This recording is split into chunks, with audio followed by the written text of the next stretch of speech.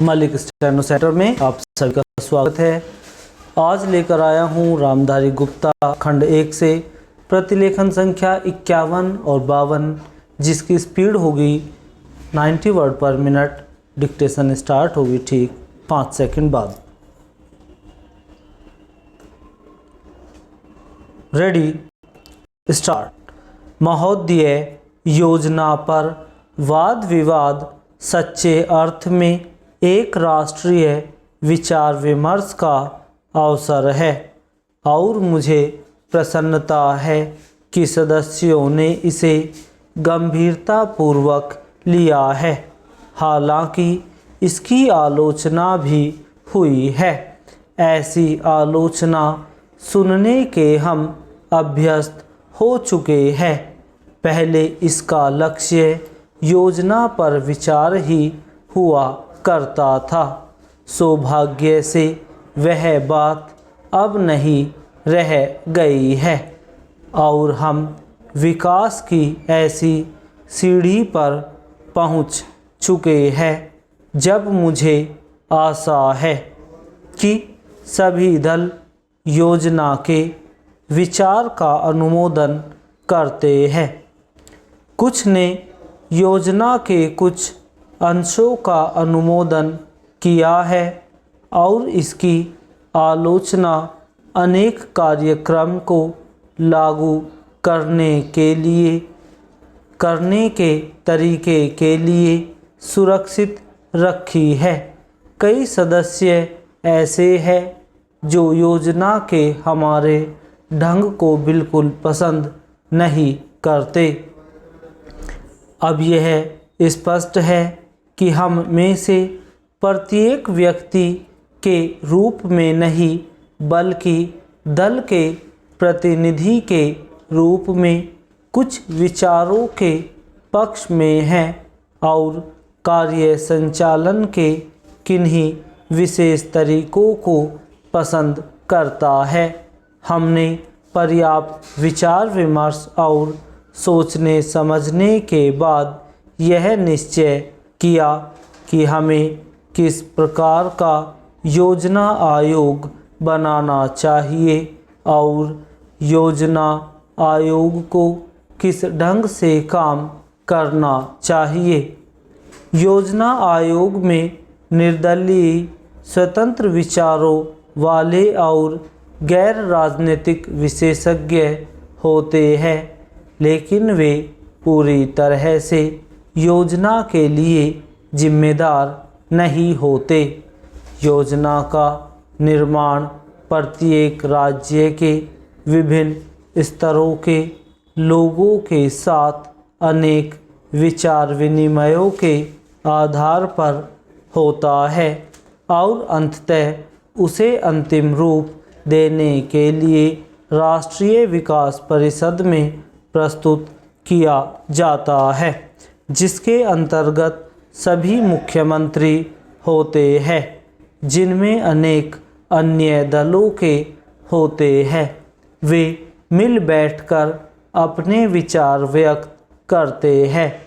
यह ठीक है कि इन बैठकों में मतभेद भी होता है, जो सामान्यतः योजना के तरीकों को लेकर नहीं, बल्कि अधिकांशतः इस पर होता है कि किस राज्य को कितना पैसा मिलना चाहिए।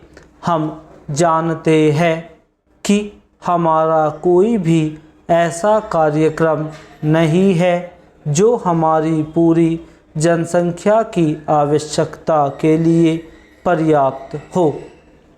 सभी समय उपलब्ध साधनों और जनता की आवश्यकता के बीच सामंजस्य के लिए प्रयास करना होता है। यह सोचना होता है कि क्या किया जाना चाहिए अथवा एक दूसरे क्षेत्र के लिए क्या किया जाना चाहिए। कुल मिलाकर यह योजना अगले 4 वर्षों के लिए प्रगति का घोषणा पत्र है। हमें कुछ अनुमान है। महोदय, यद्यपि योजना के अंतिम रूप पर यह औपचारिक बहस अब हो रही है।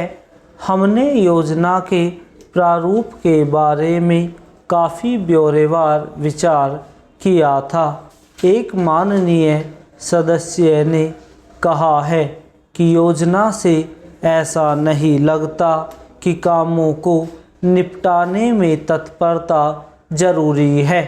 मैं समझती हूँ कि योजना के प्रारूप और उसके अंतिम रूप में यही अंतर है। अंतिम रूप में हमने तात्कालिकता पर जोर दिया है, जिसका प्रमाण यह है कि उसमें आज की प्रमुख समस्याओं की पहचान की गई है। बेरोजगारी या क्षेत्रीय असंतुलन अथवा अन्य ऐसी बातें। इनमें से कुछ समस्याओं के समाधान में कोई विलंब नहीं होना चाहिए और उन्हें तत्काल दृढ़ निश्चय के साथ हल किया जाना चाहिए। लेकिन कुछ परिस्थितियां ऐसी होती है जिनमें हमें काम करना होता है। कुछ माननीय तरीके हुआ करते हैं। इनमें से एक है लोकतंत्री प्रक्रिया। बहुत से लोग चाहते हैं कि हम कई काम एक साथ करें और इनमें से कुछ के बारे में हम सहमत भी हैं कि वे सही काम हैं। लेकिन हमारी लोकतंत्री प्रक्रिया के प्रति वचनबद्ध है। हम जनता की राय से काम करने के लिए प्रतिबद्ध है। हमें अधिकाधिक जनता और पार्टियों को अपने साथ लेकर आगे बढ़ना है।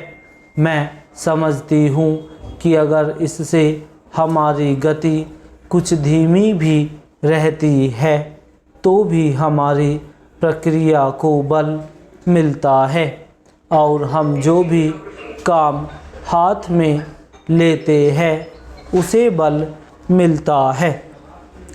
दूसरा तरीका मिश्रित अर्थव्यवस्था का है, जिससे शायद कुछ लोग सहमत नहीं है, लेकिन जिसे हमने अपने लिए निर्धारित किया है।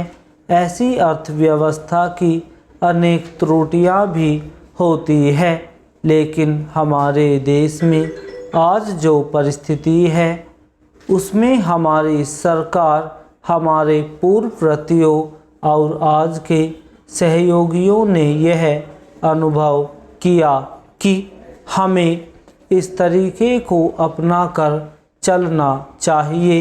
मिश्रित अर्थव्यवस्था का अर्थ मेरी समझ से यह नहीं है कि कुछ समृद्ध परिवारों को इसका लाभ मिलता रहे।